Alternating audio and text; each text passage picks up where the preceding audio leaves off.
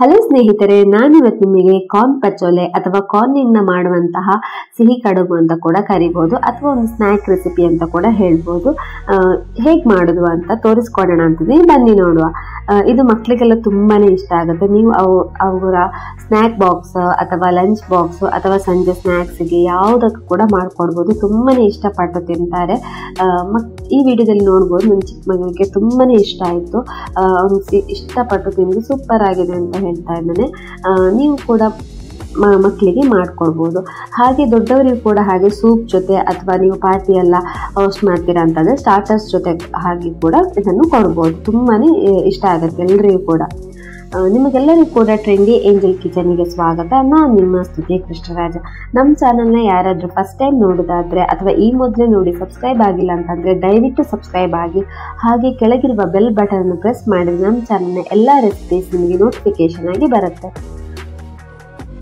ಒಂದು ಮಿಕ್ಸರ್ ಜಾರಿಗೆ 2 ಕಪ್ ಆಗಿರುವಷ್ಟು ಸಿಹಿ ಜೋಳನ ಬಿಡಿಸ್ಕೊಂಡು ಕ್ಲೀನಾಗಿ ತೊಳೆದ್ಬಿಟ್ಟು ಹಾಕೊಳ್ತಾ ಇದ್ದೇನೆ.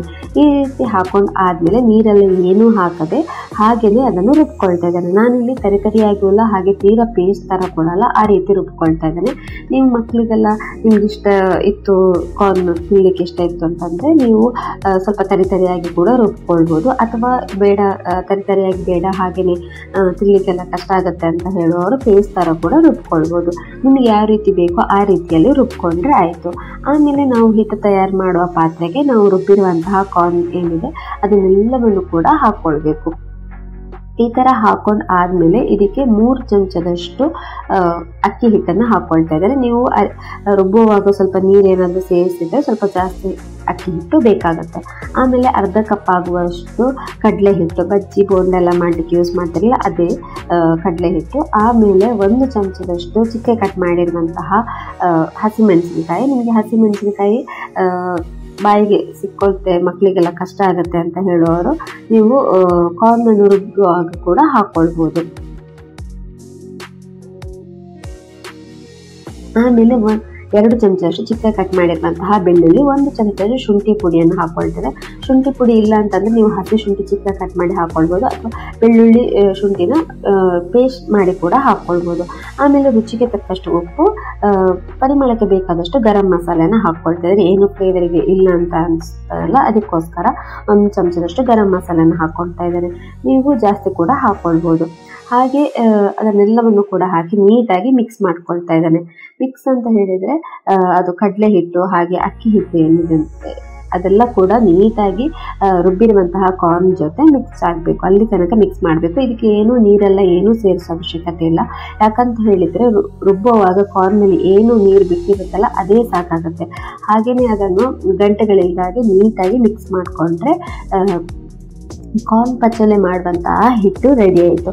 ಆಮೇಲೆ ಒಂದು ಪ್ಲೇಟಿಗೆ ತುಪ್ಪ ಅಥವಾ ಎಣ್ಣೆ ನೀಟಾಗಿ ಸವರ್ಕೊಂಡು ಎಲ್ಲ ಬದಿಗೆ ಕೂಡ ಸವರ್ಕೊಳ್ಬೇಕು. ಆಮೇಲೆ ಮಾಡಿರುವಂತಹ ಹಿಟ್ಟು ಎಲ್ಲವನ್ನು ಕೂಡ ಹಾಕಿ ನೀಟಾಗಿ ಸ್ಪ್ರೆಡ್ ಮಾಡ್ತಾ ಬರಬೇಕು.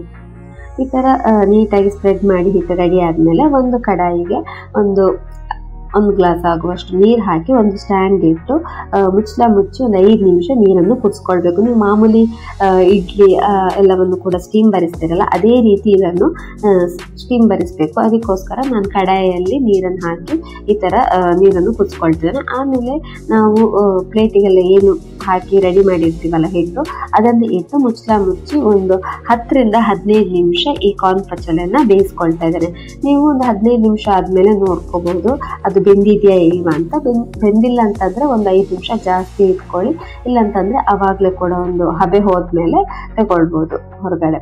ನಾನಿಲ್ಲಿ ವಿಡಿಯೋದಲ್ಲಿ ನೋಡಿದ್ದೇನೆ ಯಾವ ರೀತಿಯಾಗಿ ಅದು ಬೆಂದಿದೆಯಾ ಇಲ್ವಾ ಅಂತ ಹೇಳಿ ಚೆಕ್ ಮಾಡೋದು ಅಂತ.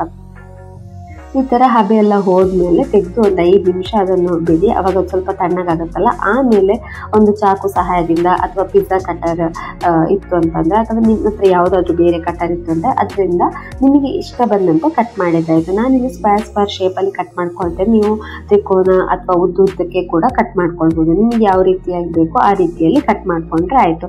ಆಮೇಲೆ ಅದನ್ನೆಲ್ಲವನ್ನು ಕೂಡ ತಗೊಳ್ತೇನೆ. ಈಗ ಕಾರ್ನ್ ಪಚೋಲೆ ಅಂದರೆ ಹಬೆಯಲ್ಲಿ ಇಟ್ಟಂತಹ ಕಾರ್ನ್ ಪಚೋಲೆ ರೆಡಿ ಆಯಿತು. ಇದನ್ನು ಚಟ್ನಿ ಜೊತೆ ಹಾಗೆ ಕೂಡ ತಿನ್ಕೊಳ್ಬೋದು. ಅಥವಾ ಮಕ್ಕಳಿಗೆಲ್ಲ ಸ್ನ್ಯಾಕ್ ಬಾಕ್ಸಿಗೆ ಕೊಡ್ತೀರಾ ಅಂತಂದರೆ ಸೈಡ್ ಡಿಶ್ ಎಲ್ಲ ಏನೂ ಇಲ್ಲ ಅಂತಂದರೆ ನೀವು ಕಾವಲಿಗೆಯಲ್ಲಿ ಒಂದು ಸ್ವಲ್ಪ ಎಣ್ಣೆ ಹಾಕಿ ಕಾವಲಿಗೆ ನೀಟಾಗಿ ಬಿಸಿ ಆಗಬೇಕು. ಆಮೇಲೆ ನಾವು ಕಟ್ ಮಾಡಿರುವಂತಹ ಕಾರ್ನ್ ಪಚ್ಚಲೆ ಒಂದೊಂದೇ ಆಗಿ ಇಟ್ಟು ಮೇಲ್ಗಡೆ ಇನ್ನೊಂದು ಚಮಚ ಎಣ್ಣೆ ಹಾಕಿ ಎರಡೂ ಬದಿ ಕೂಡ ಸ್ವಲ್ಪ ಕ್ರಿಸ್ಪಿ ಆಗೋ ತನಕ ಇದನ್ನು ರೋಸ್ಟ್ ಮಾಡಬೇಕು. ಅಂದರೆ ತುಂಬ ರೋಸ್ಟ್ ಮಾಡುವ ಅವಶ್ಯಕತೆ ಇಲ್ಲ. ಮಧ್ಯಮ ಉರಿಯಲ್ಲಿಟ್ಟು ಒಂದು 2-3 ನಿಮಿಷ ಆಗುವಾಗ ಇದು ರೋಸ್ಟ್ ಆಗುತ್ತೆ. ಅಷ್ಟು ಮಾಡಿಕೊಂಡ್ರೆ ಸಾಸ್ ಜೊತೆ ಅಥವಾ ಮಯೋನೀಸ್ ಜೊತೆ ತಿನ್ನಲಿಕ್ಕೆ ತುಂಬಾ ಚೆನ್ನಾಗಿರುತ್ತೆ. ಹಾಗೆ ಕೂಡ ತಿನ್ಕೊಳ್ಬೋದು. ನೋಡಿ, ಎರಡೂ ಬದಿ ಕೂಡ ಒಂದು ಸ್ವಲ್ಪ ಕಂದು ಬಣ್ಣ ಬರೋ ತನಕ ಇದನ್ನು ಬೇಯಿಸ್ಕೊಳ್ತಾ ಇದ್ದೇನೆ. ನೋಡಿ, ಈ ಥರ ನೀಟಾಗಿ ಬರಬೇಕು. ಇವಾಗ ರೋಸ್ಟ್ ಮಾಡಿರುವಂತಹ ಕಾರ್ನ್ ಪಚ್ಚಲೆ ಕೂಡ ರೆಡಿ ಆಯಿತು. ನೀವು ಹಾಗೆ ಕೂಡ ತಿನ್ಬೋದು ಅಥವಾ ಈ ರೀತಿಯಲ್ಲಿ ಕೂಡ ತಿನ್ಬೋದು. ನಿಮ್ಮ ಮನೆಯಲ್ಲಿ ಮಕ್ಕಳಿಗೆಲ್ಲ ಯಾವ ರೀತಿಯಾಗಿ ಇಷ್ಟ ಆಯಿತು ಅಂತ ಹೇಳಿ ಕಮೆಂಟ್ ಸೆಕ್ಷನಲ್ಲಿ ಹಾಕಿ. ಈ ವಿಡಿಯೋ ನಿಮಗೆ ಇಷ್ಟ ಆಗಿರುತ್ತೆ ಅಂತ ಅಂದ್ಕೊಳ್ತೇನೆ. ಮತ್ತೆ ಪ್ಲೀಸ್ ಲೈಕ್ ಮಾಡಿ, ಶೇರ್ ಮಾಡಿ, ಹಾಗೆ ಸಬ್ಸ್ಕ್ರೈಬ್ ಆಗೋದನ್ನು ಕೂಡ ಮರಿಬೇಡಿ. ಧನ್ಯವಾದಗಳು.